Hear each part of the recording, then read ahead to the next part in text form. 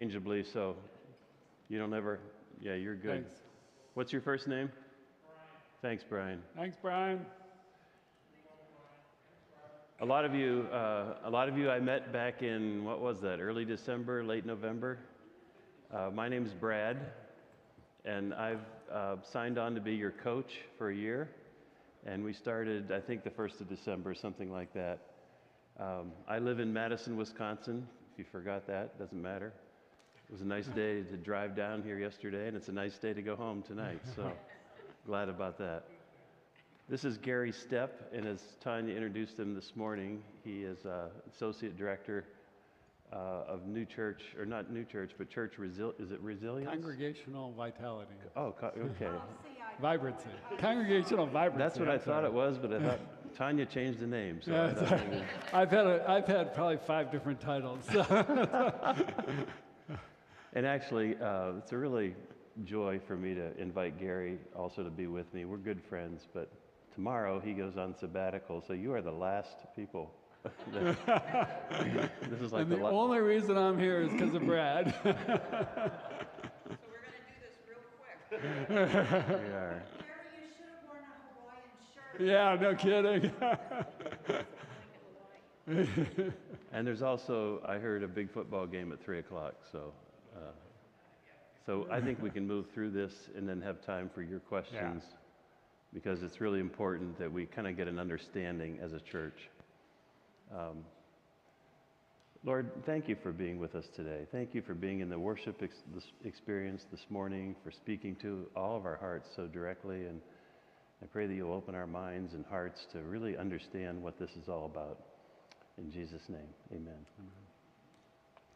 We're going to share with you a shift in how churches all over the country, literally all over the country, United Methodist churches are shifting governance. And I'm going to share with you why I think it's a good idea for Jackson. It's not my job to force anything on you. It's my job to support whatever you decide, and I'll do that. But I think it would be really well for us to try to get a hold of it, understand it. You have a pretty good governance system here already. This is a little bit more of a shift, subtle shift, and we'll try to lay out what that means. So, Gary. Sure. This water bottle right on your laptop looks a little tenuous to me. So I'm Gary Stepp, and I've been doing this work, actually shifting churches for over 10 years. Not as so much 10 years ago, but over that course of time, many churches have shifted to this new model. Some successfully, some not, but we've come a long way in understanding this. It started 10 years ago at the Baptist Church.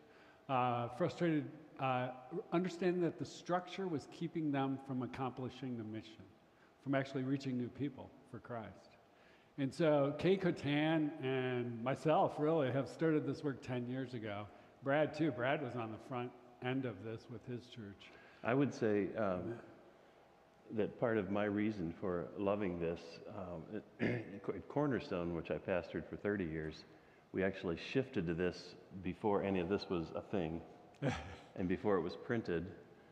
And we just did it instinctively. And I think I might have mentioned this to you the last time, but it was the night when we had 22 members of the administrative board, and we talked for 45 minutes on whether to join Sam's Club for $40. At the end of that night, I said, this has got to stop. Something has to change. We can't make a fast decision. Yeah.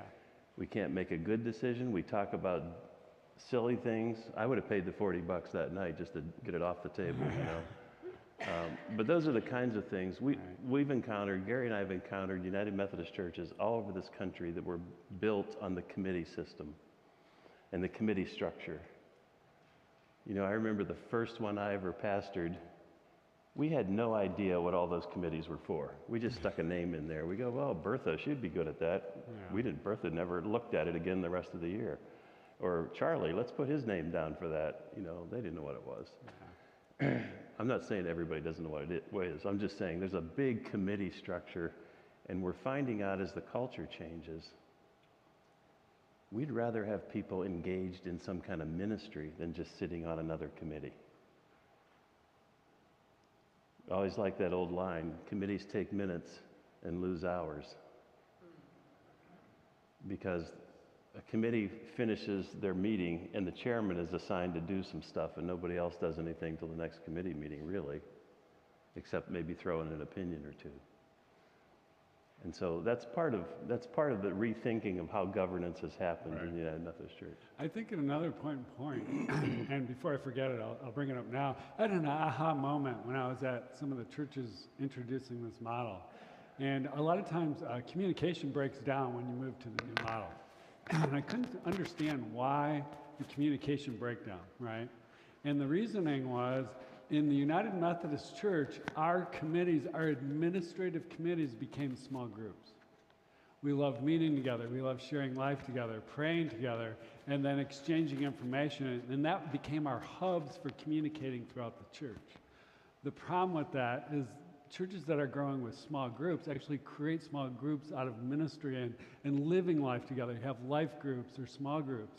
And so we need to kind of shift away from having our committees being those small groups, right? And then have the administrative committees just be those oversight committees like they're supposed to be. And then create those other small groups and have life going on in those other groups. I think that's an important shift. I was wondering why it was so hard to shift to this model. Yeah, because people do love to be together, and there's nothing wrong with that. We all need that. We just maybe need it in a different venue. Right. You know, I think as culture has changed, younger people are saying, I'm not going to sit on a committee. They're going to say, here's what they'll say to you. They won't ever say this directly, but here's what all the surveys have told us. They'll say things like, you tell me I can volunteer to help an elementary kid at the local elementary school for an hour a week, I'll do that. Just don't ask me to sit on a committee. Right. They want to do things in the community. They want to do ministry to people, but not necessarily be on a committee that takes minutes and loses hours, you know, that kind of thing. And later on, we'll talk about committees to teams and what's the difference in that, okay, as we get there. Okay. But Kay wrote this book. I think it's a guide. It's a step-by-step guide, an excellent book. It's 3rd edition, which is just, she actually doubled the size of it from the last time. So it has a lot of information, but it's really good information about putting the mission first. That's the whole bit of this process. And as you look through the book, you don't have to look at all the small print there, but there's 3 different phases that she broke it down into. You're right now in the discerning phase. You know, is this fit for our church? Is this a good fit? And then Brad is your coach. He'll begin coaching you through this process. A lot of churches have a church conference to vote the model through. And then the equipping phase, you see that you get, you know, who is going to be on this new leadership team, okay? Leadership board. You can actually name it anything you want. Just don't name it a council. Because it just brings back the old culture, right? So once you get the equipping phase, then Brad can help that group understand what they're supposed to be about. Equipping them, and like he said, not to manage whether you join Sam's Club. This administrative group will about visioning forward. They're about looking forward, not looking back. And so this administrative group will have some different skill sets. And then we'll talk about management versus visioning. And the last one is just implementation. It takes a while to live into this. So we recommend that you kind of live into this, you know, as you go and kind of figure it out for your church. And that's okay.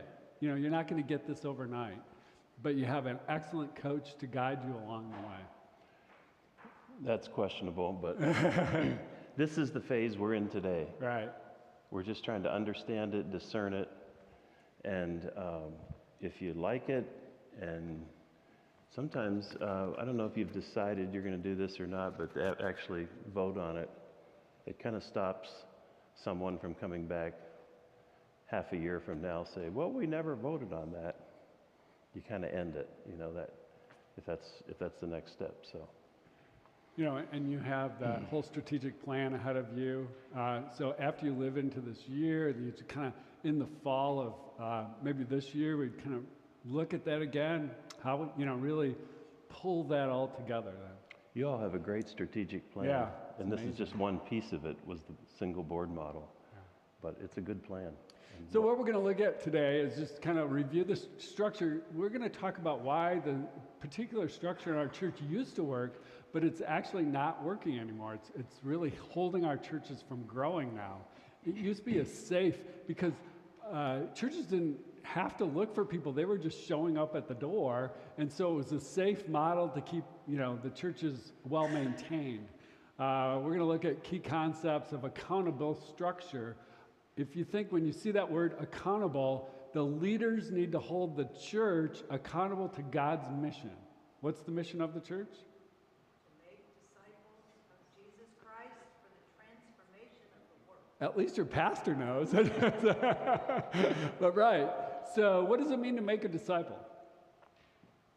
Not you, Tanya. What's it mean to make a disciple? Well, it sounds like you're baking a cake or something, doesn't it? What's it mean to make a disciple? There it is, you see? So you're sharing the good news, right? A lot of people stumble over this one.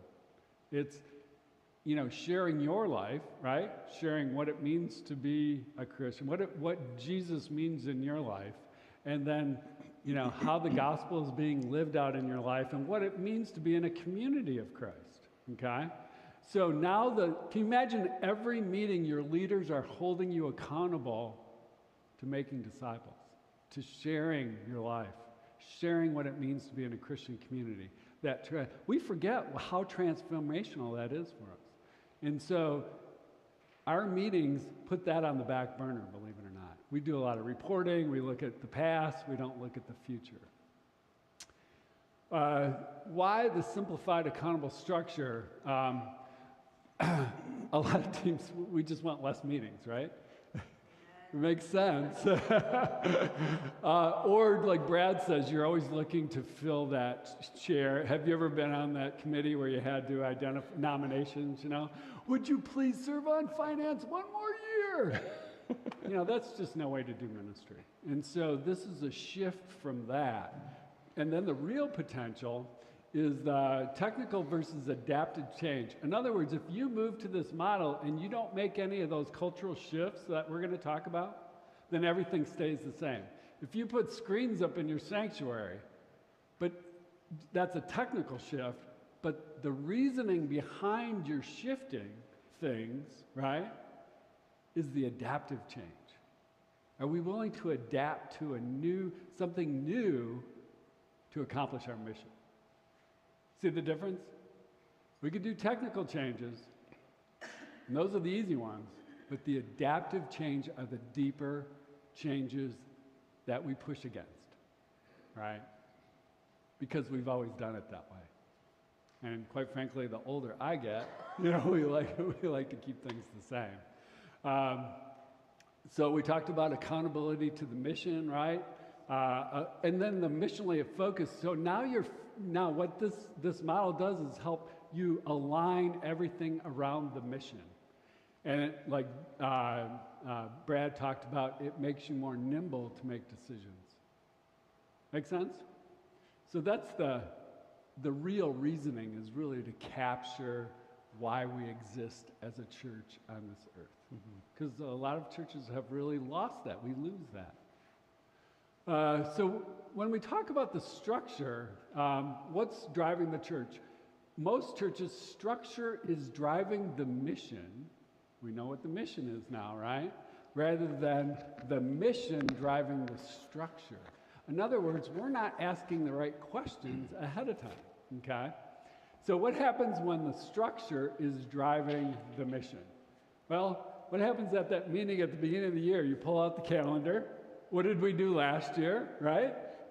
Was that a good event? Was that a bad event? And the calendar is actually driving all our decisions. Has that ever happened? Yeah, okay. We know we always do that one event. We can't, we have to do it again. Yeah, we've and done it here's the adaptive change. Because in that calendar, there's beloved programs we've always done.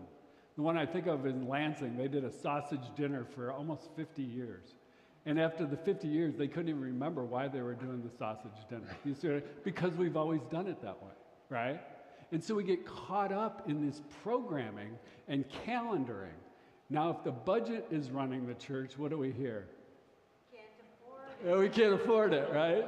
But listen to the adaptive change is You can't it's answer all not the that questions. we don't have the money for that right now, but listen to this.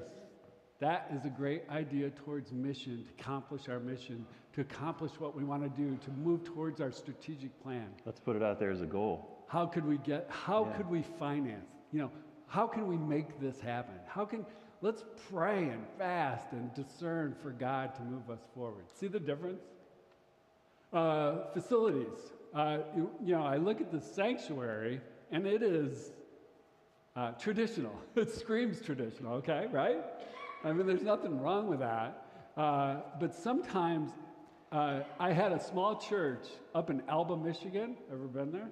Ever driven through Alba, Michigan? It's like, they only have like 15 people left in the church, and they almost had a revolt because they pulled 3 pews out of the back of the church. And the church is pews from front to back, right? I mean, and they have 15 people. Think about this. And they're trying to put in a soundboard, and people were going to leave the church because they were pulling out 3 pews from the back. What is driving the mission? What's driving the mission? The facility. The facility.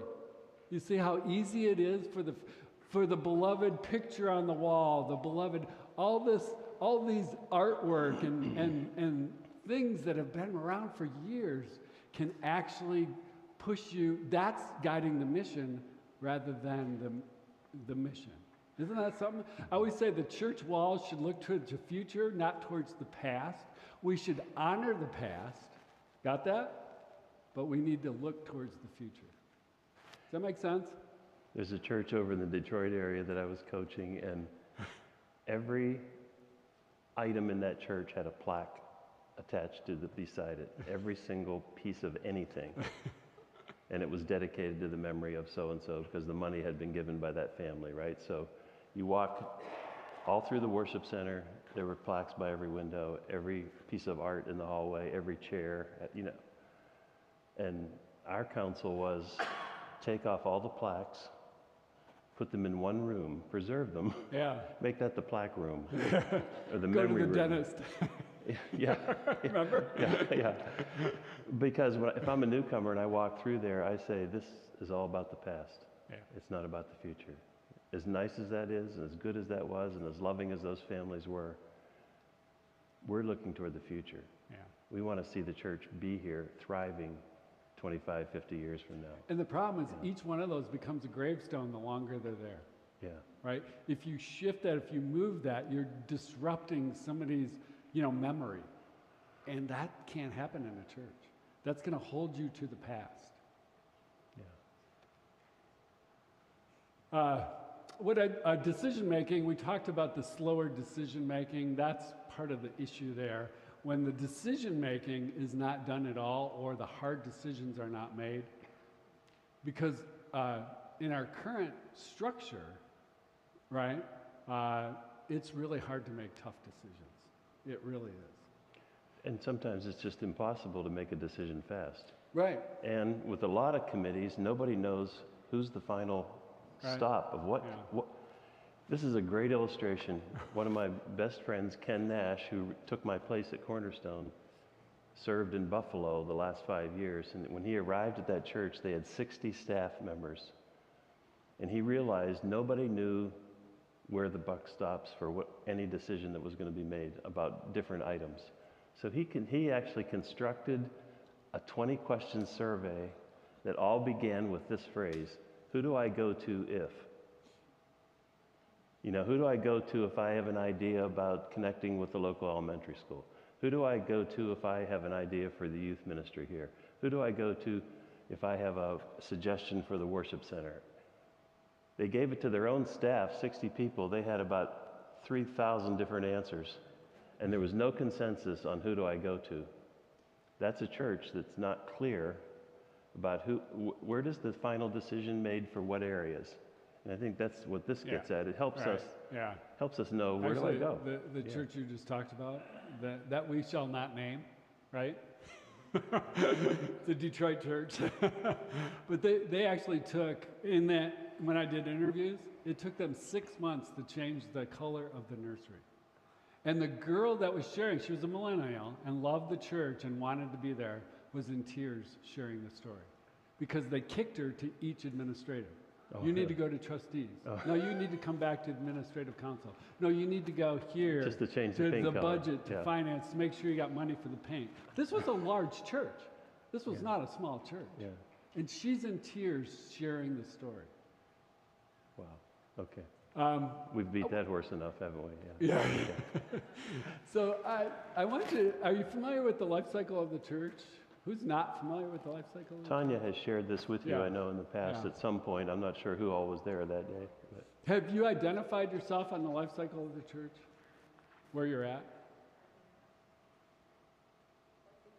Have you identified where Jackson First is on the life cycle of the church?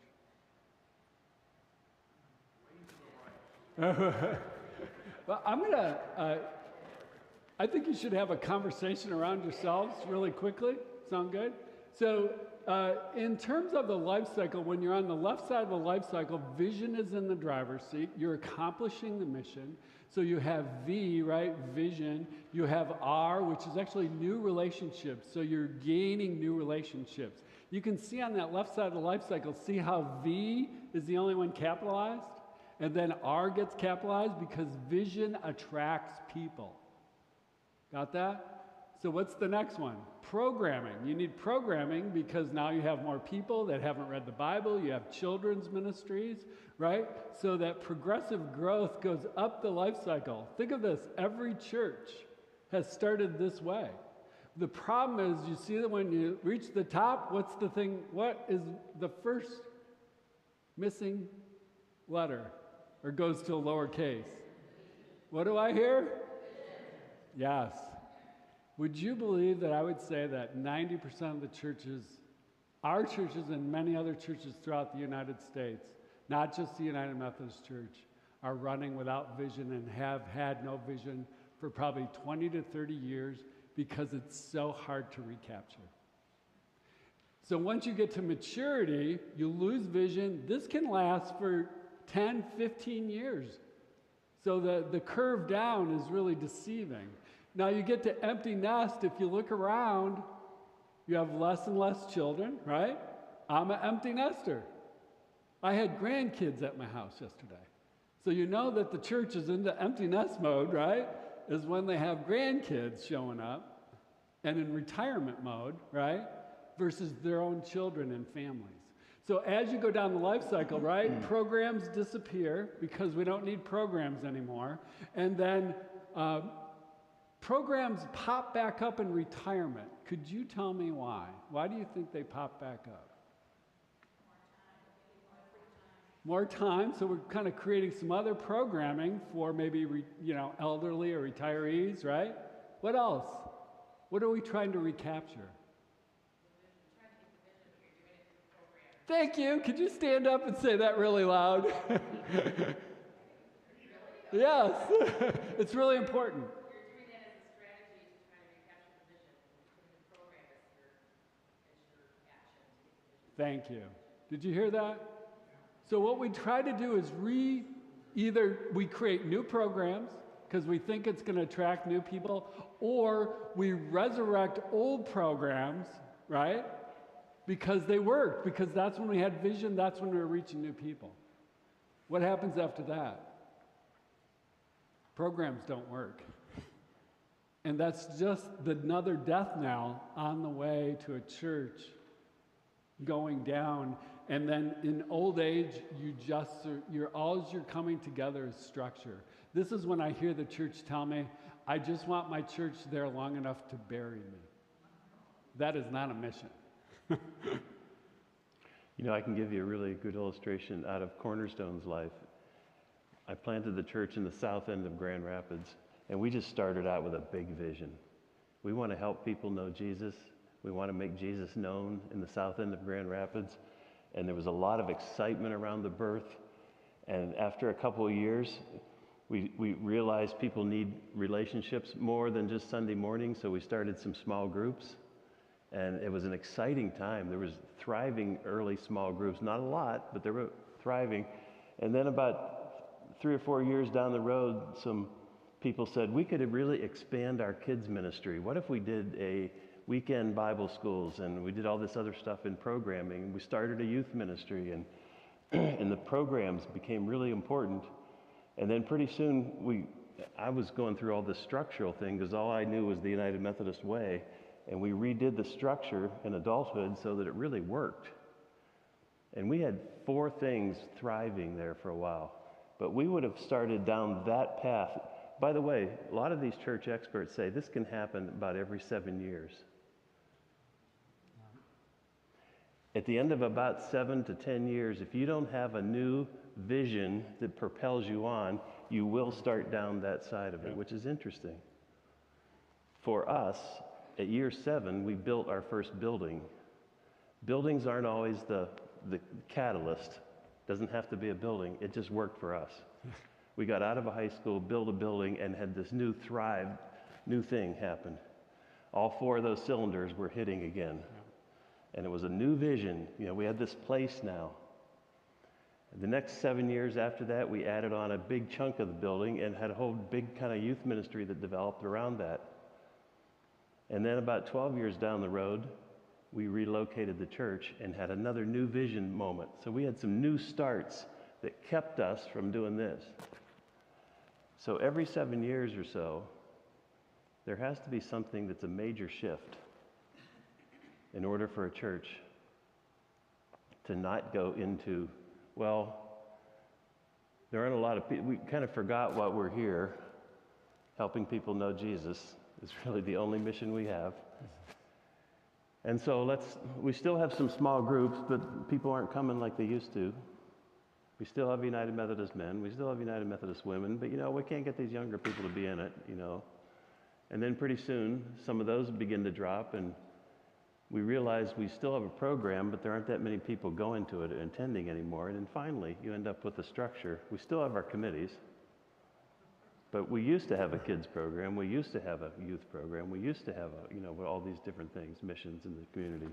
So it was just kind of a real life illustration. I lived this life cycle. Yeah. So what I want you to do is just maybe get in groups of 4 or 5 around you, socially distanced, and just discuss where you think you're at on the life cycle of the church. You want to put that? I'll put it back up. Yeah.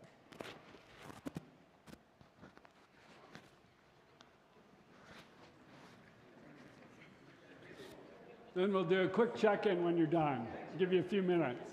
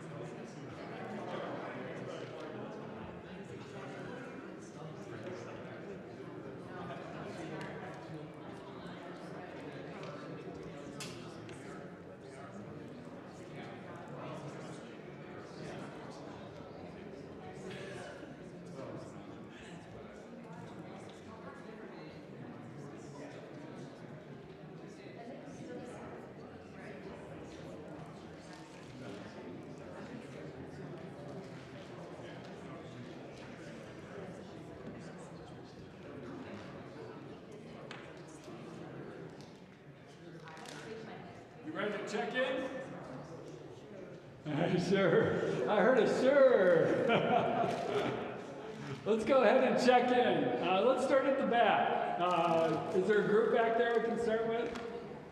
I'm pointing to you, sir. How about you guys?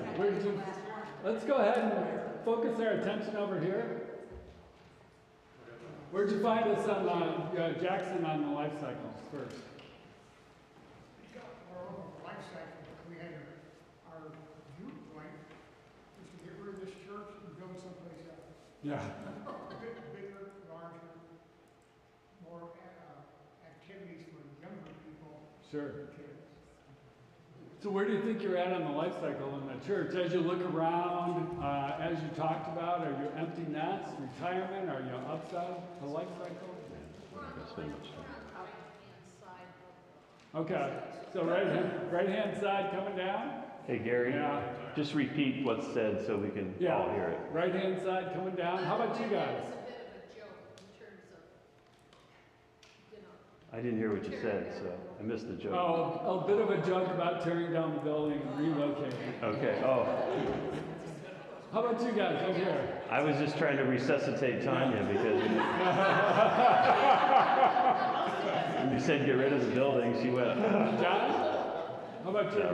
I'm kidding. So I think Okay. we pretty much said we're in, I think, the retirement phase. Okay. In this particular graphic. And with respect to the building, I'm not sure I entirely disagree. But that doesn't, so the concept is what are the tools we have? Right. And this is a tool, but it's not the only tool that we might have. Sure. How about you guys? Sounded good. I would just say one thing about, we can build anywhere. Right. We can have any building we want anywhere in the world, but if we don't have a vision, we're not gonna attract people to come to that church. So if we don't have a vision for here that attracts people, which I think today, you know, what are we struggling with?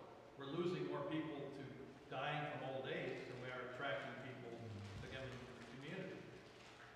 It's gotta be, we've gotta make a vision that's more encompassing to people that aren't already coming to this church. And that's a hard thing to do. Yeah. That's what we have to do. You know, it's like Field of Dreams. We can build it, but if they don't come, it's just an empty church. Yeah, I want to redirect us back to where we're at, not where we're going. This is really important to understanding where you're at, because we always want to look towards Western cultures like this. We want to figure out, you know, the problem and fix it, right? But the problem is we need to know where we're at. That's the starting point. Where'd you guys figure out where you're at? let me give you a microphone because we're live streaming. We've got Okay. dead space now. Sure. Folk can't hear. Just briefly, just asking the question, is this building doing everything it can do? Is it all that it can be? But beyond that, I think we were thinking empty nest, teetering on retirement. Okay. Excellent. Thank you. Who's next? This group? We think we're beyond retirement and heading towards old age. Okay. Yeah. So what, yeah, give me some characteristics. What does that look like? I got some of those. We do have probably too many committees, and we do probably have too much structure to move quickly. So, and I guess those are characteristic of moving into old age. Thank you. Very good. How about you guys? Well, we think we're right around that old age area there, and Okay. a lot of it has to do with the fact that our programming and ministries have shrunk, and we talk a lot about the structure. A lot of discussion is about, well, this needs to be fixed, that needs to be fixed, but the problem is if we fix it the way that it was, we're going to be in some trouble because it needs to be retrofitted to be able to accommodate what the vision's going to say, what our program is going to. My background is in education, and I've been to a lot of workshops and so forth. And when you said 7 years, every 7 years is something that is in those businesses and organizations that involve people. It takes a year to change a classroom culture. It takes 3 to 5 years to change the culture of a school building. And it takes 7 years to change a district. The problem that a lot of school districts run into is that they run out of energy or they lose focus in that 7-year period. Yeah. And my thought also on our growth cycle in terms of getting people into the church, newer people, has been based on our families. Those of us that are here and in our 70s now, our kids were here. Our kids' kids were here. And now we have not gone into the minor leagues or wherever you want to call it, or out into another area to bring in new people. So our ministries have been automatically within our families. What's your name? Phil Long. Phil. So Phil's got a good point, and I just want to follow up before we lose it. So I have discovered in my work it takes 4 to 7 years to shift the culture to vision. The church, a church culture. You hear that? And most of them give up, you're dead on, most of them give up halfway because they've either had some success or they're just tired. You got that? So this is a journey, you know, moving forward. Or they get angry at the pastor and force her or him out. Well, they get angry at the pastor or the leaders or the pastor because the gives up culture and is says, I'm shifting. done. Yeah. Before that Yeah. happens. Yeah. Yeah. Good point, Phil. Quickly, we don't want to eat up all our time. But Anything else anything else that hasn't been said?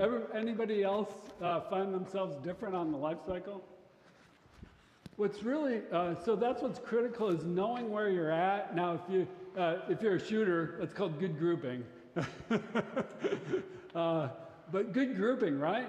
I mean, you're identifying where you're at on the life cycle. You know where you're at, and so you know it's going to take 4 to 7 years if you start today to start moving towards that. You know, and some churches just don't have that time, you know, to get there. So it's really critical. Good work. Good work. And a lot of adaptive change. Yeah. You said that before, but just to say it again, it requires some fairly radical changes to make that vision come alive. Yeah. Okay, we can go on. And the longer, by the way, you spend on the downside of the life cycle, the harder it is to rip and tear. There's actually a ripping and tearing here. When a lot of the work I've done in the churches, my name is Mud, by the way, because we're trying to tear them off that downside of the life cycle. And it's you're ruining my church, you're changing my church. Everything I love about my church, the problem is it's not accomplishing the mission. And that's why you're here. But this tearing off and moving this way is going to be one of the hardest experiences you ever do. And you have an incredible pastor to lead you in that direction. She is passionate about the mission of church. She's passionate about leading you, but she needs others with her. Do I get an amen? I think, and also I'd say it's one of the, I don't know if this is a word or not, but the funnest things you can do. Absolutely. Yes.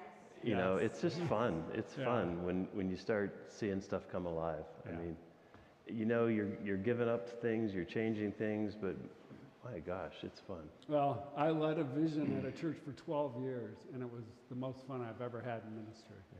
We tripled the size of a small church. We went from worshiping 120 to probably over 500 in worship. And I've never had so much fun in my life. Yeah, absolutely. Well, hard work, though. I call it the hardest work I've ever loved. Yes. Thank you, Tanya. Hardest work she ever loved. So when we talked about this earlier, why the shift? Well, attendance is changing, right? In the millennial generation and even in the Z generation, what are they called? Zs? Gen Z? Gen Z, yes, Gen Z. So we have this huge shift going on, and I have millennials, and they go to church, they're regular attenders. How often do you think they go? 6 weeks. About once a month, right? Or twice a month. And they'll tell you they're regular attenders, right? And sometimes their giving patterns match that too, okay? So attendance is changing, and Brad already talked about, they're not gonna sit at meetings, you know? They want more actionable items, I mean, meetings are appropriate. You know, you need to get together. You need to plan. That's not what I'm saying. The problem is we don't need to sit at long, drawn-out meetings talking about whether we should join Sam's Club. And, you know, we've all heard it, right? Sam's Club story lives on. And then I wanted to speak committees to teams. Committees, this leadership board or leadership team, I'm not sure what you're going to call it, or if you have a name, but it's a committee because it's oversight, right? They're creating ground rules. They're creating budgets. They're visioning forward, but they're also creating a playing field for. Versus teams, which is the ministries actually doing the ministry, getting your hands dirty as a disciple, going out in the community, you know, doing those small groups, being, you see what I mean? So the difference is a team, we used to recruit people to be on like an evangelism committee. I couldn't think of a more boring thing in my life, right? How about reaching for others, you know, sharing your life story, team, you know? So a team has a goal, understands where they're going. A committee is doing oversight. And they both have their roles. We just want less committees. Make sense? And the problems with most structures, and we've talked about this as we went along, I'll just walk through this really quickly. What does it mean to promote disunity? Why would a structure promote disunity? What happens is when you have a representative structure, they come together, right, on the council as a representative of certain areas or certain ministries, but when they leave, they're kind of all doing their own thing. When you have arrows going this way rather than in one direction, that creates disunity. That's kind of like the buffalo illustration I used a few minutes ago when Ken asked 60 staff people, who do I go to if, and nobody had consistent answers. Then the church, there's a disunity in that. It becomes a dysfunction, right? And so it becomes dysfunctional when you're not aligned and moving in the same direction. No clear lines of authority. Have you ever made a decision in the church and somebody goes, who gave you the right to make that decision? Or who gave you the authority to do that or spend that money? Amen? Yeah. Bishop Snazy calls it a hairball. It's just so confusing. Bishop Snazy also said the highest form of hospitality is sharing your faith. And that's something. That's neat. All responsibility is sometimes on the pastor. We want them to lead us to new places, but we don't give them authority or the support, which is what the model does to get there. And we talked a lot about making difficult decisions, right? And so sometimes it's like when we some of the churches move to the new model, they say, it seems like then everybody's complaining because all the decisions are made so quickly. But it's really just because a small group have discerned and churned over it, and they're all at the same table. So it doesn't take months to go to all those meetings to get the decision made. Then what happens is when I say most churches are inward focused, then here's the thing what I'm seeing. United Methodist churches by far are going beyond the walls, getting their hands dirty, doing things disciples should do. They're incredible. Moving out in the community. They're involved in everything, right? How could you still be inward focused?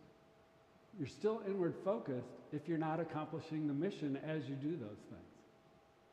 It's called it's building relationships as you go in there, telling your story as you're going there, asking people, my favorite question, where do you go to church? I just assume everybody does, right? It's a great assumption, by the way. It starts wonderful conversations. But are we starting those conversations? Or are we just handing out clothes and food? Are we praying with the person? Are we finding out about their life? You see the difference? One accomplishes the mission. One makes us feel good.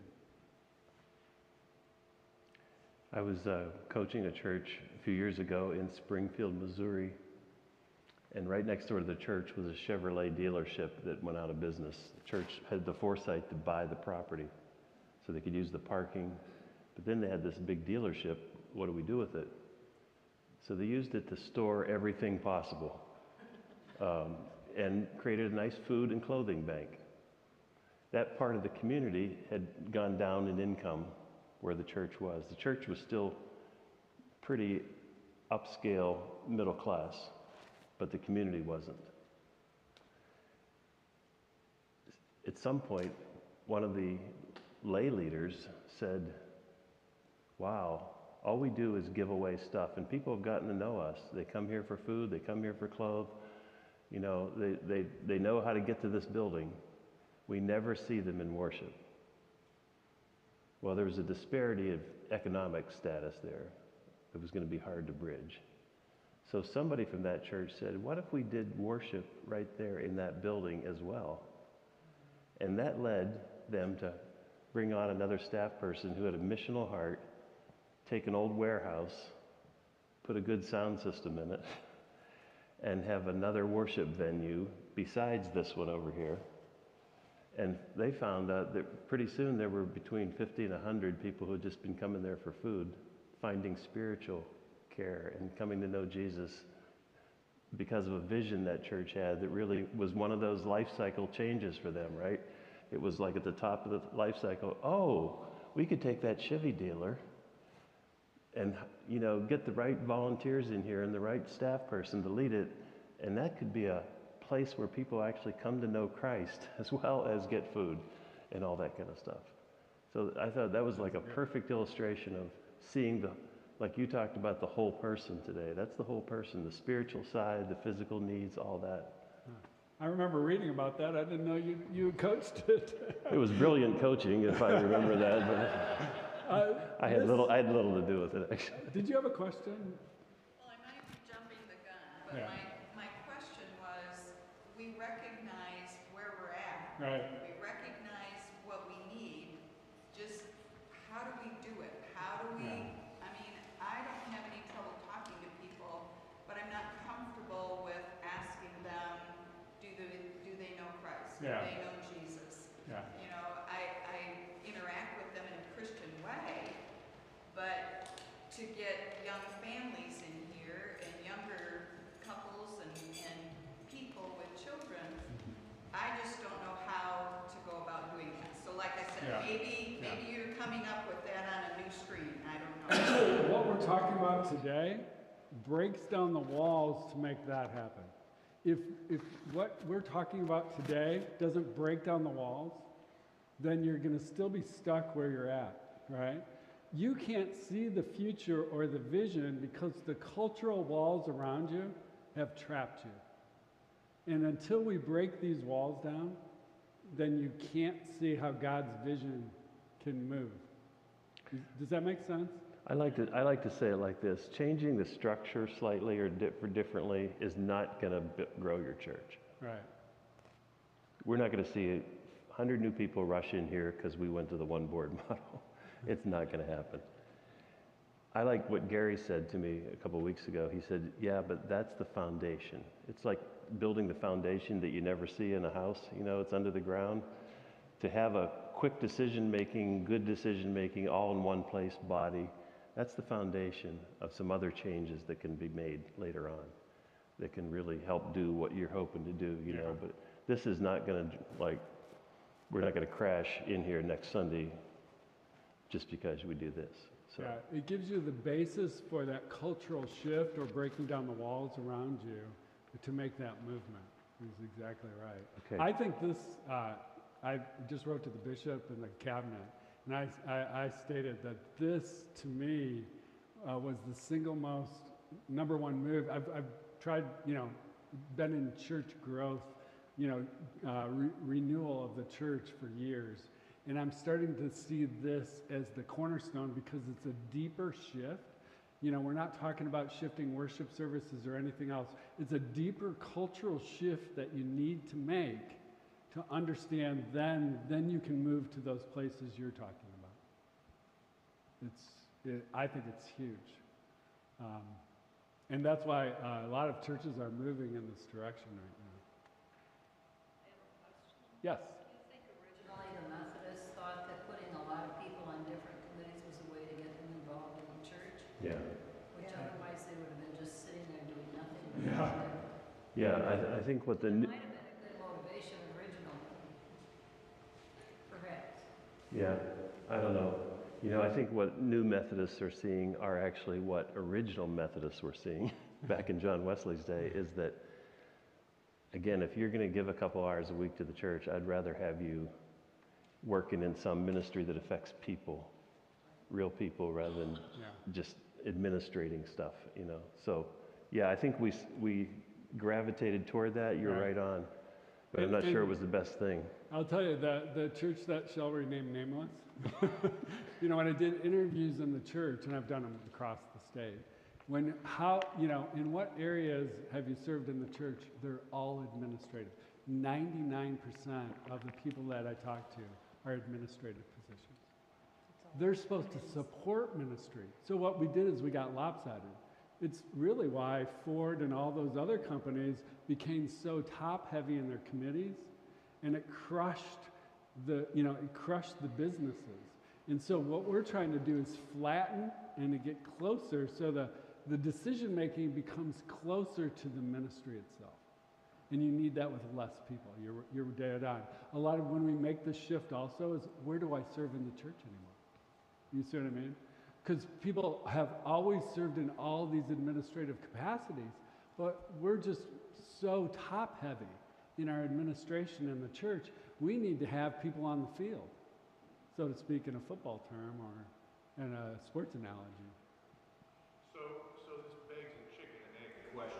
Yeah. If we adopt this, before we have the ministries to engage people, then what do the folks who used to be involved in administration, many of whom are here today, do? And that involves leadership. That means we have to have leadership in our church and of our ministries to engage those who would otherwise have been engaged in committees. Absolutely. So that's a critical question that I need the answer to. Yeah. I think a lot of it has to happen simultaneously, but getting the structure down so that when you come up with the next good idea, there's somebody to say, hey, that's doable, and we'll try to make it happen financially, and this building can be used for it, and whatever, you know. It's not going to all happen at once, but yeah. In any kind of shift and change, there's a area where people feel like they don't belong. It doesn't matter what kind of shift or change you make. There's a time where, like, do I fit in? Where do I fit in? You always have those questions when there's a major shift. I don't know if you know that. And it's an area that you have to work through. I was just going to add that the strategic team has already laid a really good foundation for that by having action teams so that people, I know a lot of people that they don't want to sit around the table and just talk about stuff that doesn't feel like it's necessary for some, but it's not. There are quite a few action teams in that document, exactly. Yeah. I think you're right. We have to get going quickly so that we can get people plugged in. Yeah, you actually have a strategic plan that can come alongside this change. So I think that's good. Let's go ahead and show you the structure. Can I just add one comment? Yeah. And that is, one of the reasons the strategic planning team recommends this as a strategy is to free some people up to serve on some of these ministries and get them off of committees and into ministry. If we've got the same pool of people, we can't sustain this structure and also do the changes that we're recommending. There aren't enough people. Perfect. That's a good point. Let's go ahead and show you what that structure looks like, and then you can ask direct questions about the technical, what that would look like in the technical sense. So the discipline was changed in 2016.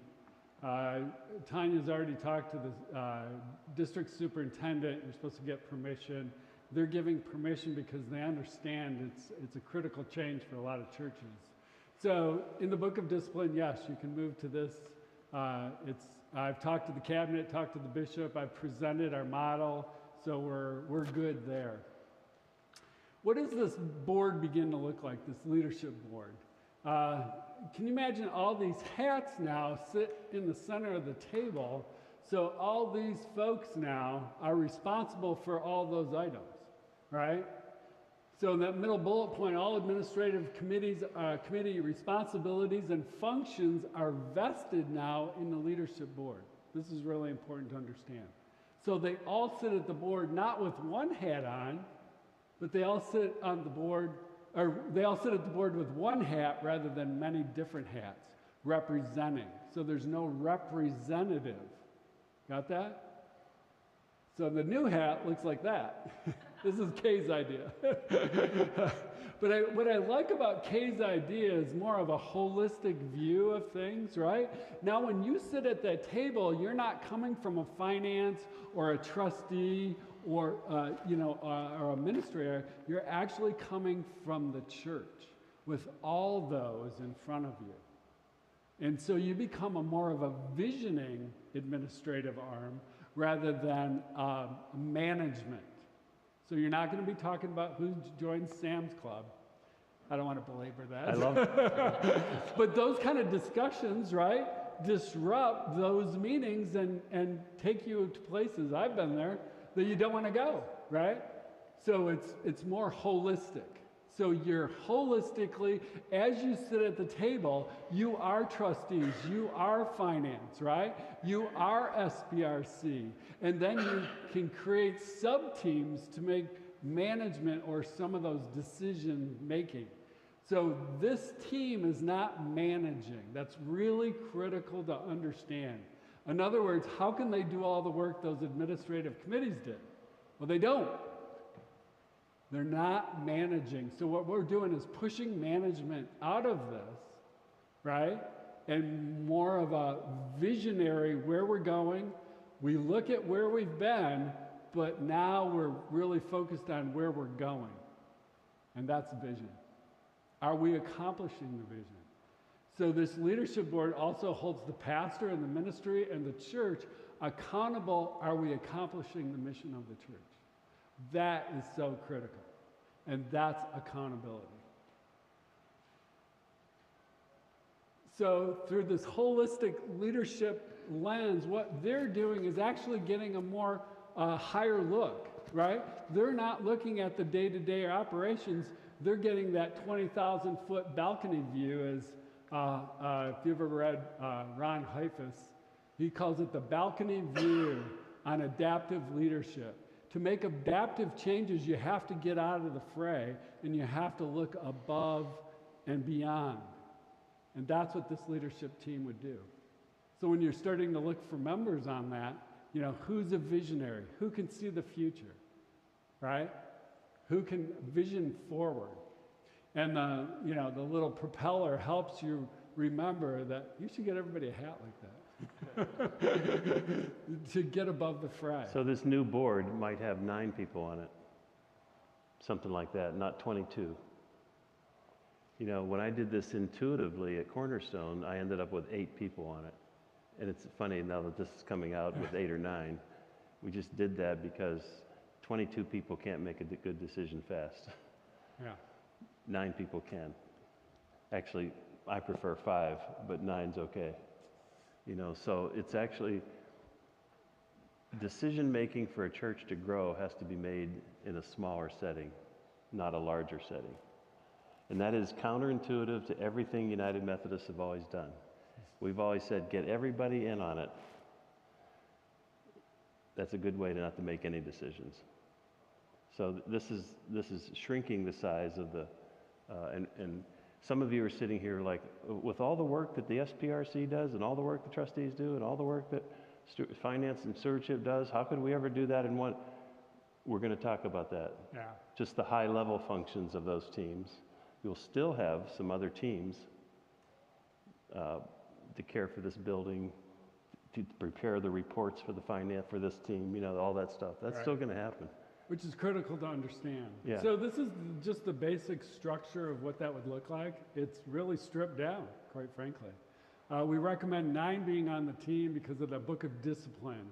It lands in that realm of, in terms of trustees and things like that. So you have a board chair, you have a lay member to annual conference, and then you have a lay leader. Those two people could actually be the same persons. And we also recommend, or Kay recommends, and I recommend, that once you get that leadership team together, that's when you vote that person in. In other words, now they're not representative, they're just part of the team already, but now they're that lay member to annual conference. I don't know if that makes sense. But then it keeps away from a representative being on that team. And I think that's critically important, because the representative model, where we represent different areas, has really, it's just not been effective. Let's see. Yeah, and you know, it's still, you have to, this gets a little bit confusing with the Book of Discipline, I'll tell you. So each, you know, decision there, you're gonna have to work with Luann, your DS, you know, to work through that. But basically, the model in itself aligns with the discipline. This is, I really like, if you have your handout, this is a good time to look at that. And I kind of walk through what Brad was talking about before, is that structure, right? So you have this, you have your charge conference, which is the decision-making over the church, right? So then you have the nominations committee is also separate. And I would also, Tanya, lay leadership development. So nominations, and to answer the gentleman's question back there in the blue, so nominations and lay leadership development is critical in this move. In other words, we're not just having a team, right, nominating people for the board. What we're doing is building up people and launching them into ministry. I did this at the church I was at long before this was thought of, you know? And we had a discipleship pastor that everybody would meet with to find out where they would serve in ministry. What are their gifts? What are their talents? What are their passions? And so rather than just nominating people or people on a nominations team, what about lay leadership development, developing people for ministry, finding out where they could serve in the church and the passions? I think to answer your question, this is key right here, is having, rather than just calling people to serve in different areas, having them being launched, deployed into ministry. And so the church I was at, everybody that joined the church came out of that and was deployed into ministry. It was awesome. And so that's how you begin get a church that's alive. If you move over then to the leadership board, I described with all the hats, so they'll have that. They're carrying the vision, if you can see that. They're carrying the vision. And then the goals, they kind of give that to the pastor. You know, here's where we're going. You got a strategic plan, right? And so it's actually working in conjunction together. Like you have the strategic plan, and the leadership board is helping oversee that, making sure that you have the monies, you have all the things you need to accomplish those things. And then it's passed down to the pastor. The pastor is that integral person. In between is now, you know, casting that vision, using the staff, the lay ministry team leaders to accomplish the mission. And now we start to align everything that happens in the church around that. And then a lot of people ask, well, how could all the trustees, SPRC, and finance happen up here? Well, in a larger church, especially in a larger church, you're going to have a building maintenance team. Everybody see that on their handout? That's when the management is pushed out, okay? So the building maintenance team has a budget, has a leader, and is caring for the building. What you're going to find is these folks kind of like to sit at meetings, and these folks like to get their hands dirty. They like to paint. They like to, you see the difference now? Also with the finance, right? In my model, I actually show a box of a finance team. And so when you think of management of money, who's going to collect the money on Sunday? Who's going to do the reports? Who's going to log all that, right? Well, that's management of all that. So you still have a finance team, but they're actually just then handing over those reports to the leadership board so they understand where we're at financially. So let's just give a couple of examples to make it clear. So the leadership board in the finance area, let's use that. What would they actually be? What part of finance are they going to be discussing? Because they're dealing with the vision of the church and the major shifts of the church. Yeah. Let's give an example. Are they going to decide what company we're going to use to give online? No, right? That's going to be a management decision. That's down the level to the finance team that's down here, yeah. So what are they going to do? Oh, finance? Yeah. Give an example. Finance or trustees, right? Yeah. Say we needed $80,000. I don't know if it costs $80,000 to put a roof on this place. It might cost 100, right? But if you needed $100,000 in 10 years to put a roof on this place, right? They're going to wrestle with that Yeah. at the leadership so, board level. The leadership board is going to wrestle with that because they're going to vision forward as like, we don't have that $100,000, right? Then we're going to have holes in the roof. So they need to vision forward, what kind of finance do we need? What kind of, they could create task force under that to make sure that that money is there so the church, doesn't hit a real bumpy road. We had a church in Lansing close because it couldn't put a roof on, by the way. Okay? They had 100 people in a worship, but the building was so big, the roof actually put them out of business. So this is not, this is a real example. So now what happens is we get that money, we get it, we vision forward, we strategize, we do fundraising, and then we hand that money over to the building team and the finance team. So the building team is then going to decide, is it steel or shingles?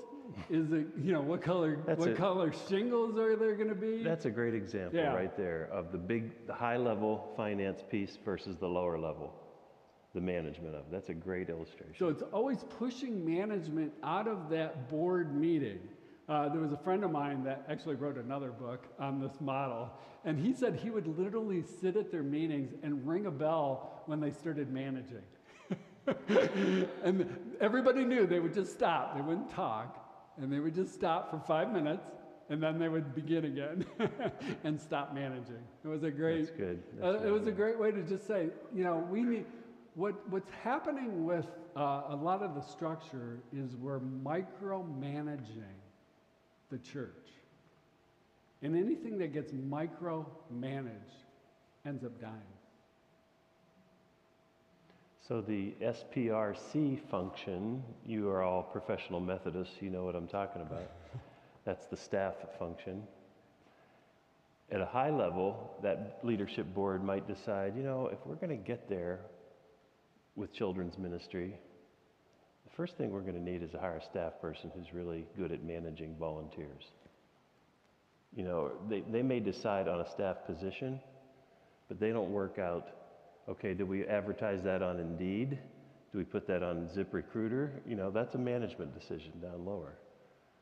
So it's these high level, a trustee responsibility for that leadership board might be, your suggestion, we're going to get rid of this building and we're going to move to Albion. I don't know, what was something, We're gonna, First United Methodist Church of Jackson in Albion. That would be great. But that would be a high-level decision compared to a lower-level management decision. So you're still going to need a building care team. You're still going to need an HR team. There's still decisions about staff and compensation and health insurance that need to be made and all those things, but not by the leadership board. I almost envy this, you guys get on this point, because so many times, so many churches, this leadership kind of board never gets a chance to just vision. They always get bogged down in so many churches in the details of micromanaging everybody's stuff. They don't get to sit back and go, what could we do if? Where are the new creative ideas? And that's what's cool about this. Mm-hmm. I think. So as we just kind of an overview of the 4 responsibilities, like we talked about stewardship, so this leadership board will be setting budgets based on the needs of the church. based on the vision of the church, right? A little different. Strategic, aligning everything around the vision. I'm telling you, council micromanages or manages rather than aligns. Can you imagine the church now aligning around programs and things that they do rather than the calendar, right? They're aligning all the resources to the vision. Big difference. So when you come to that meeting now, that leadership board meeting, we're making sure that we're aligned. That's the strategy that you've put together. It's really important. Generative, discerning God's dream about where we're going next, but it's also, so this board would, you're going to run into some problems like COVID, right? Do we need to go online and, make these shifts? That leadership board is going to make sure that that way is paved. How is our community transforming, changing, right? And so the leadership board is visioning on what's happening out in the world around you in the community to make sure that, the church is making steps in that direction. So a generative form is I looked it up, by the way. It's making birth possible. Isn't that cool? Making birth possible. I like that. Accountable leadership, we talked a lot about. Churches do not hold themselves accountable to God's mission. There's only one reason churches are dying in the United States. Because they've lost the purpose why they exist. If you sold cars for a living and you stop selling cars, how long do you exist? Till your bank account dries out. For some reason, people keep giving to the church even though the mission is lost. People actually give more to the church as the congregation shrinks. It's a sign of a death knell. That's true, yeah. And then what happens is you get to a certain point where they can't give anymore, and there's not enough people to give. And then they have to shut the doors. They literally drive off a cliff. It's very interesting to watch churches versus business. Church is like a business, but it isn't. It isn't. So accountable leadership is making sure that you have a culture well aligned to accomplish the ministry and the vision of the church. Like Brad said, this model will not do it all. It's not going to it's not going to make things turn around overnight. But I think it's the deep cultural shift churches need for that next step. And, we already talked about this. So the leadership board is really setting the playing field, but they're not managing day-to-day operations. That's the people in ministry. You guys got a little jump on the leadership board actually by having the Strat committee team working on future. And I think if you adopt this and your leadership board's going to have a nice piece of work that's been done to say, wow, this was on it, we accomplished this, what's the next thing? And maybe it needs modified or something from the language, but whatever it is, but you've already got a kind of a plan. You don't have to invent the wheel here. Yeah. So what questions do you have that we went over that haven't been asked? I'll bring around this. Okay. So hey, that- by the way, while Tanya's doing that, welcome if you've been watching online. God bless you, man. Yeah. You hung in there. I'm amazed. We forgot about those. Yeah, usually we try to remember you at the beginning of our session, but thank you. for coming. Thank you for being here. Can you talk a little bit about what the management team might look like for, let's just pick an example, for the human resource side of it? Who might be on that team? Is it the pastor and a couple people, or is it their volunteers still? How does that look? You mean not the leadership board, but the management team? The HR team, The I think, HR is team, yeah, it might look a little bit like the SPRC now, because every one of those folks can't be on this, right? They're still going to need, I'd say, minimum of 5 people, probably. Maximum 8 or 9. That'd be big. That's a big team. Yeah. management. Because I don't know about you, but man, our HR team at Cornerstone had a lot of decisions about, are we going to hire an assistant for so-and-so? What are we going to pay them? The HR team on that church did a study of church salaries all across the nation, tried to get people into a, so it was fair. There was hospital medical insurance to contemplate, 401ks for staff. Job descriptions. Job descriptions, absolutely. So there's work to be done outside of this board. Right. I just worked with a church. Does that help? And we built a firewall between the decision-making on the leadership board and the HR. Because, you just have to really be clear who's in charge of what. But once you get that clarity, now they're doing fine. And this will take a while, as you said, to live into this, right? Yeah. Okay. I had to walk through that clarity with them to create that firewall kind of. Do the members of the leadership board lead the management teams, or is that an entirely separate group of people? So for instance, on the leadership board, would we have the chair of the HR committee and the chair of the trustees or building team and the No. So is it two separate groups? Gary and I have two different answers for that. Okay, yeah, well, again, we're open, we're listening. My answer is it can be either way, but I would prefer it not be. At Cornerstone, I did use the chairs to be on this leadership board because their other teams didn't meet that frequently. But you could easily have 9 different people and then a chair of that HR, chair of that building care, chair of that finance team. Easy. As long as they talk to the leadership board or send reports in, written reports, So my concern with that is it becomes a representative. That person is there to represent rather than understand the whole vision of the church. That's the point. And so I would stay away from that. Thank you. So the last one I set up was like that. And by the way, And this is, let me say this. I got to say this first. okay. Do not ask the pastor to be at everything. There is no reason for your pastors to be at all these. You all are capable people. Like, pastors are smartest when they say, hey, check with me before the meeting. Let me know what you're going to cover, and I might have some input for you, but I don't need to be there. You got people who is running a school district. You don't need the pastor there sitting beside you. Yeah. You run it, man, What I want to say, John, right? Jeff. Sorry, Jeff. I called you John before. But before we, this is all scalable. So Cornerstone, how many members did you have? 2,000.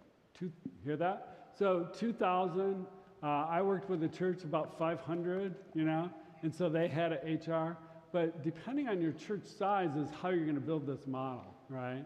You might need 2. It's all scalable. You'll have to be flexible as you grow and shrink. It's really important.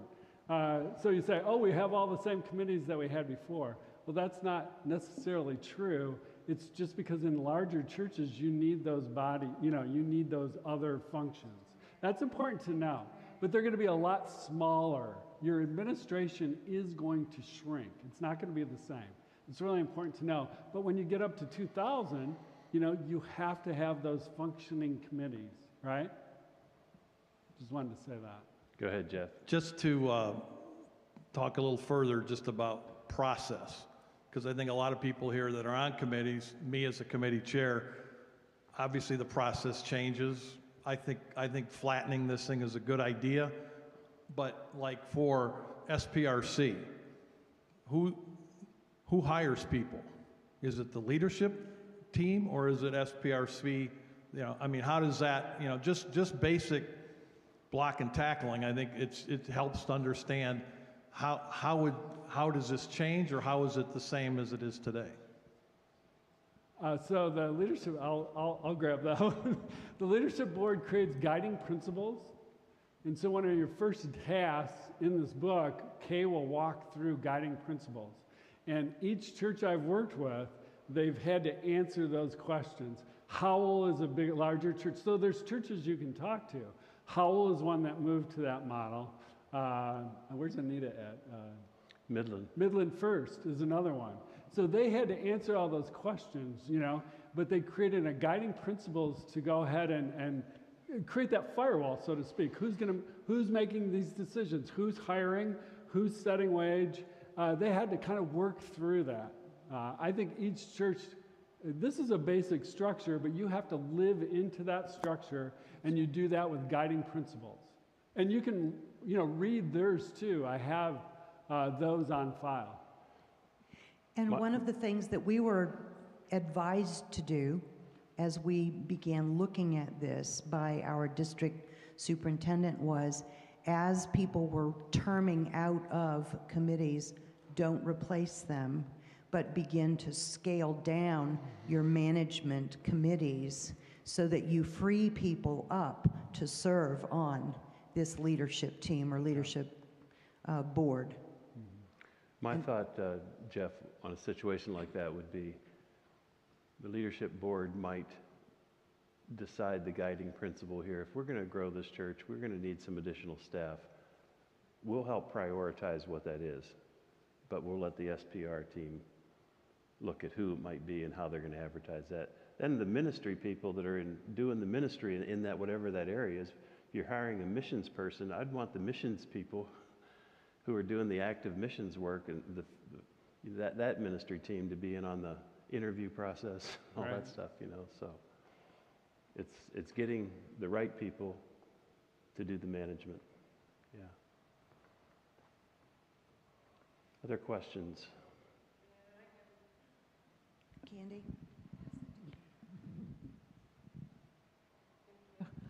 I think for a while we're going to be in this evolving situation where we're trying to move from where we are to where we want to be, and that there's a lot of stuff that has to be figured out. How does the new leadership board work with the management teams?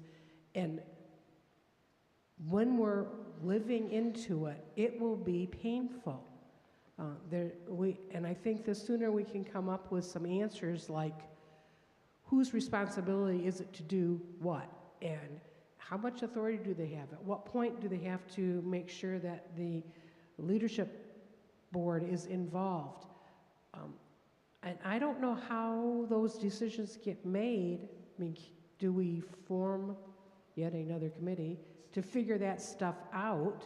Or do we just live with the pain for a while and just figure... So, that I'm biasing what I think it's actually a should good happen question. here. So when the nominations comes up with that slate of people, the leaders, they create the guiding principles. So before you even make that shift, the final shift, you have those guiding principles in place. Now the guiding principles, you know, are not set in stone. They're wet cement, so to speak. So they're not set in stone, but at least, like you said, at least it gives you some guidance into that future rather than just stepping off a cliff and, oh my gosh, what do we do now, right? So yeah, you're exactly right. And Kay, I think this new book really helps with that. So it puts in place, and this is what Howell did. They created those guiding principles before they made that next step. Good point. Let's let that leadership board wrestle with that. Yeah. With some of those. Howell actually had the old pastors. council do it. I'm big on the pastor really being involved in everything. Yeah. Not the one who gets blamed for everything, but doesn't have the authority to change things. I think a pastor is called to lead, right? And so nowhere in the Bible did God call a committee. He didn't say, I've chosen this committee to get my people out of Egypt. Moses, you're on it. Aaron, you got anybody else? You know, no. God calls people to lead. And with strong presence, plus that leadership board, I think you can make those decisions. So the leadership board also puts together a covenant, like, you know, how are we going to live together? And that's an important piece too. I'm hearing a recommendation underlying your comments that the new leadership board probably needs to study this book together as part of our strategy of living into this possibility. And probably the management team leaders would also need to be a part of that study, just so we're all speaking the same language and moving in the same direction together. Yeah, so remember when I talked about when we lose these administrative committees, we lose a lot of the communication. Right. And I've worked with many churches now. They have to create new communication links.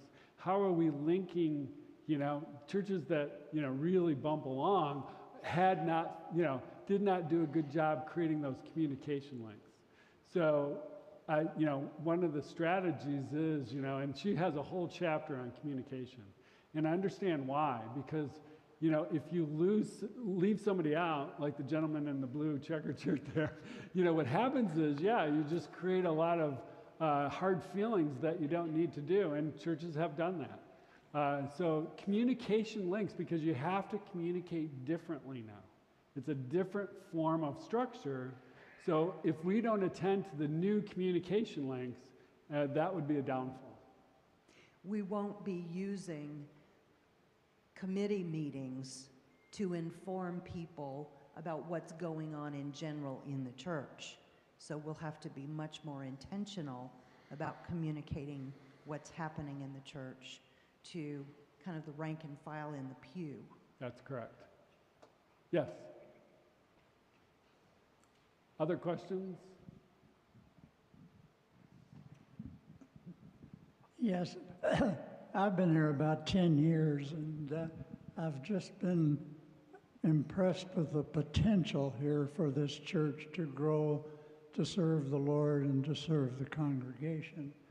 And I'm looking at that potential. I just have always felt that what we need is exactly what we're doing now.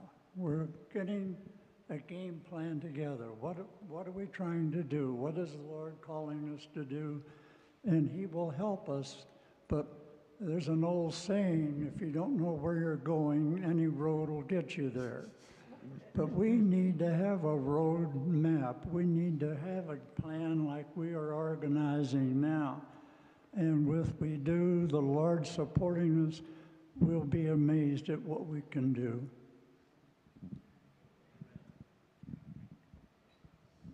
Do you usually talk with your hands? Do you always talk with your hands? Because you were... That's good. So I'm the SPRC chair, so Okay. sometimes we... 28th of February next month, I'll be 98 years old. Oh my gosh. That's awesome. That's awesome. I've got 8 churches through my interest in working in the petroleum industry.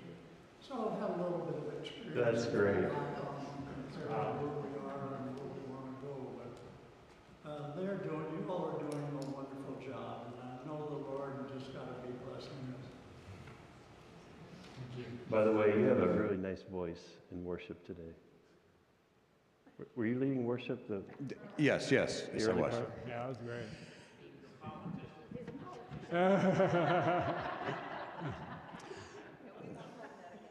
So if any, I'm also an accountant, by the way. But Jeff is exactly right. Once you become a politician, whatever you were before, it doesn't matter. So thinking about a little more tactically, what comes first? Does the old system continue for a while the new system begins? In other words, is there some overlap? Or do we sail out of sight of the coast and have no choice but to adopt the new system if that's what we decide to do? And I'll tell you bluntly, if we adopt this, I'm fine. I'm fine with that, and I'll back away because I would rather make sure that the new system works without whatever impediments I or other committee members may have put in place to make it appear that it's necessary. So I think I'm just talking about structure process when we decide to do this.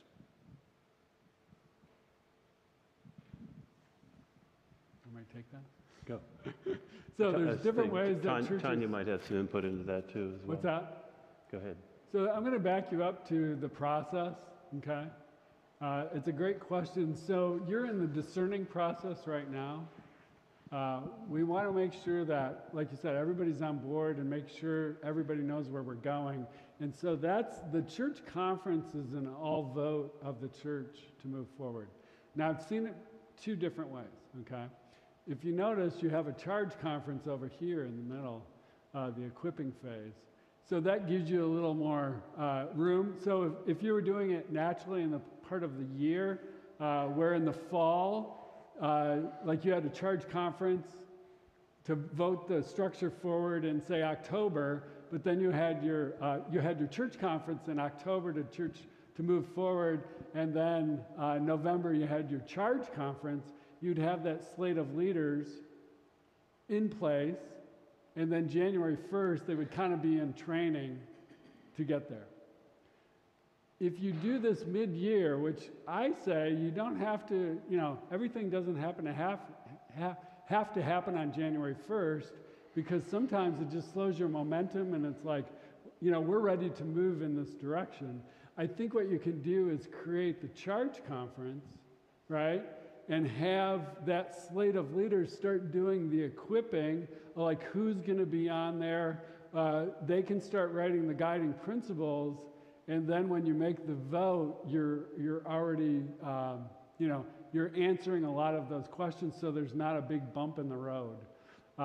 You might have the church conference, and then, have a date where this takes an effective date.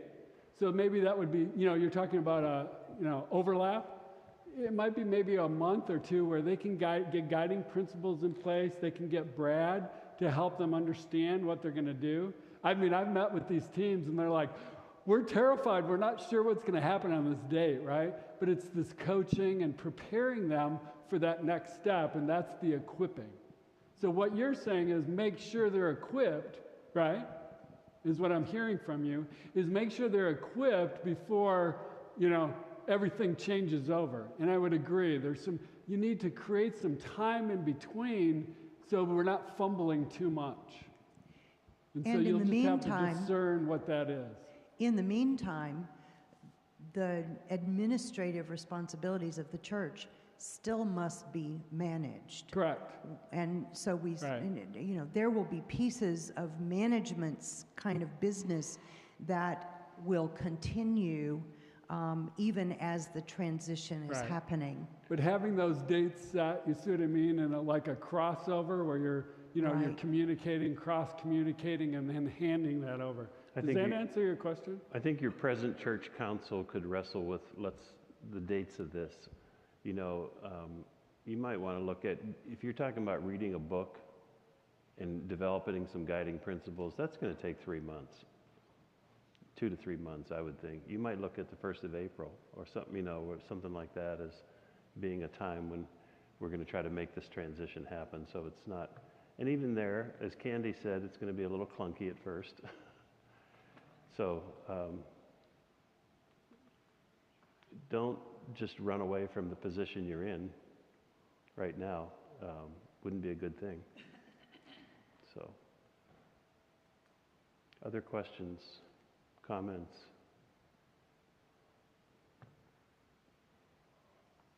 Bengals fans, anybody? Yeah.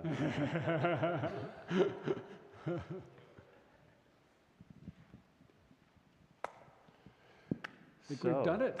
I think so.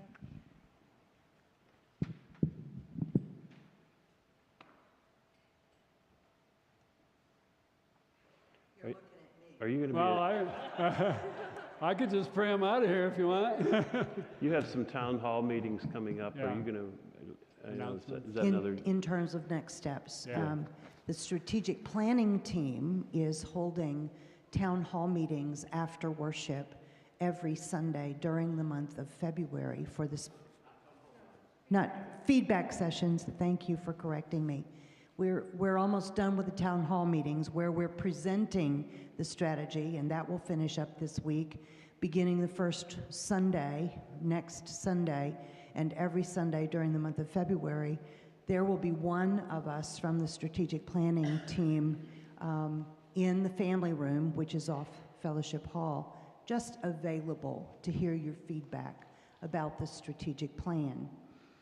The Leadership Council, as they currently stand, I'm anticipating will begin this discerning process, since this is part of the recommended strategy.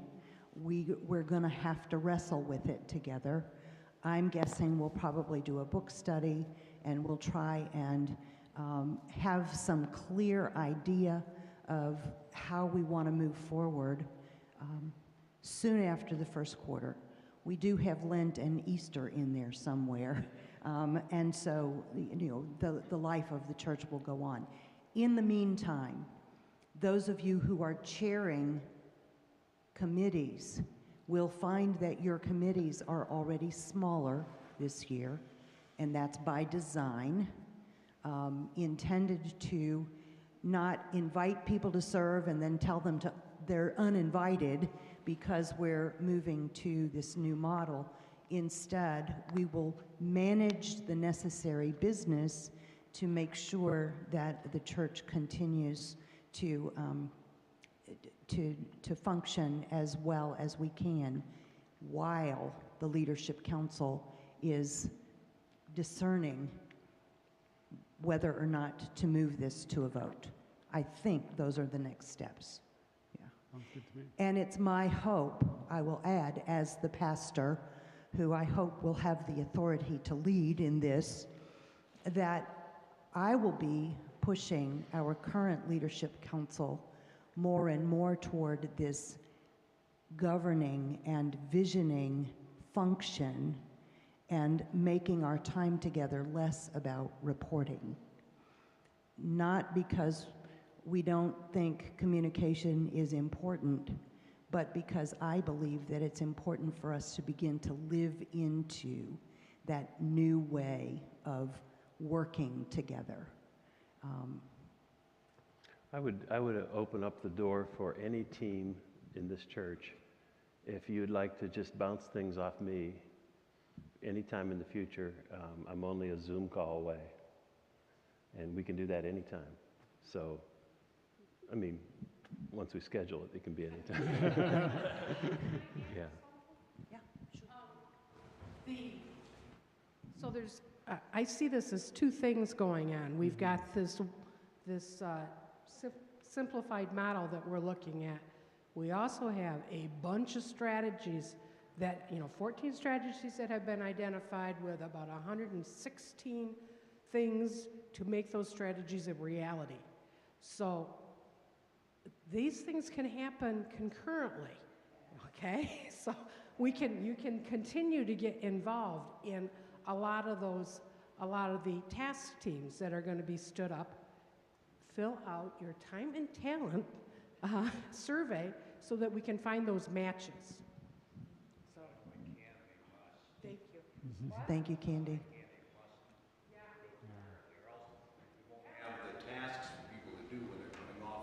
Oh, believe me, we will have the tasks. There is no end to the work before us. And again, part of the reason that the strategic planning team named this as an enabling, foundational to carrying out the strategy is because we need to free people up to serve and make ministry happen instead of using really great quality people with all kinds of skills and abilities sitting on management committees reporting every week, month in and month out. We want to get you out there to do your ministry. Okay. I have one suggestion for the worship management team. Yes, sir. This thing, you got to get new ones. The newer kind have a wire across the back and go over both ears, and you don't wrestle with this. Greg, I've probably bent your ear thing like way out of proportion. Because my ears and your ears, I'm sure. Those are new. As of 2020. Well, you can get Mine's been fine. new like this. Mine's been fine. I use tape, Brad. Oh, okay, because okay. mine won't stay on my ear. You guys, they have been gracious and kind, and thank you for your patience. really good Thank you. questions, by the way. Thank you. Can I pray for you as we go? Please do. Before I go on renewal, I get to pour it out. Let us be in prayer. Oh, gracious and loving God, we give you thanks for this time together. Thank you for these good servants of God that have shown up to spend extra time because they care and love the church and they love you, Lord. And so I pray a double blessing over them as they go, over all of us, because we have sat in your presence, we have pondered the direction of your church, and we pondered accomplishing your mission. So I pray that these doors are blown wide open at Jackson First United Methodist Church, and that people in this community will come. This place will be filled, Lord, because of vision, because of prayer, because they are seeking you. So I pray you pour out your Holy Spirit on them now. And those that are not here, and those that are not here yet, because they are so important in your kingdom. Come, Holy Spirit, come and guide them. Be with Tanya as she leads them. Be with the other leaders to give support and encouragement, Lord. Be with Brad as he coaches this church forward. We pray, Lord. We pray for renewal. We pray, Lord, that they can accomplish the mission because it's about a person. It's about a transformation. It's about a life. And you care about every life. Come, Holy Spirit, come and guide them into the future. In Jesus' name I pray. Amen. God bless all. Enjoy the rest of your day.